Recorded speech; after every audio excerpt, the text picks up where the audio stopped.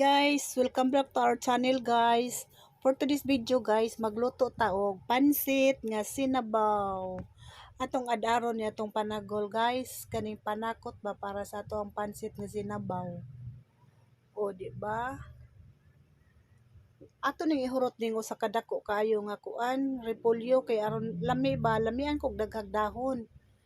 Daghag dahon atong isagol, ihurotan ning usa ka whole nga repolyo. Unya ato sad ni siyang saglan og kuan, atong saglan siya og bagyo beans. Kay lami ba? Lami kay nang naay bagyo beans. Gamay ra sad atong ibutang ana guys. At least ba nga naay buwak-buwak lang. O karon ato lang ning gisahon, ahos atong unahon. Nya dayon butangan na nato og bombay. Ang ato ang atsal unya ni nato ilunod og kuan nang hapit na bitaw haonon aron dili siya makuan. O mao na ni atong subak guys. Nya ato na siyang pahubson kay iya man ang duga. Unya na nato saboy og hubas na o hapit na o. Hapit na. Ato sa ning ukay-ukayon niya atong gilunod ang atay. Ato lang pawahig lunod ang atay.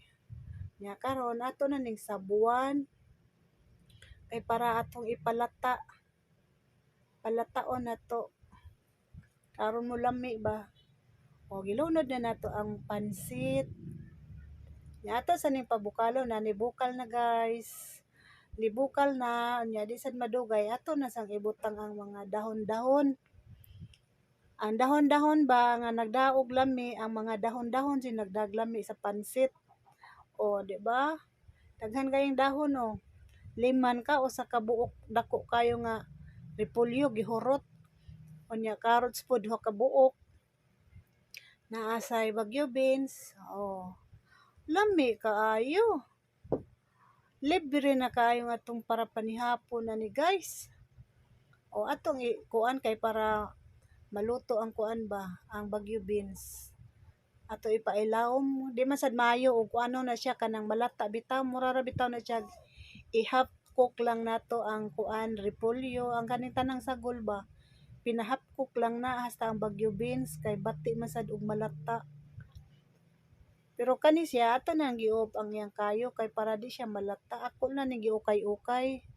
O di ba na nas plato guys? Ready to eat na guys. Mangaon na ta. Mangaon na ta guys. Luto na atong pansit nga sinabaw. O di ba? Mangaon na ta. Lami kay nga akong pansit nga sinabaw guys. Lami kayo.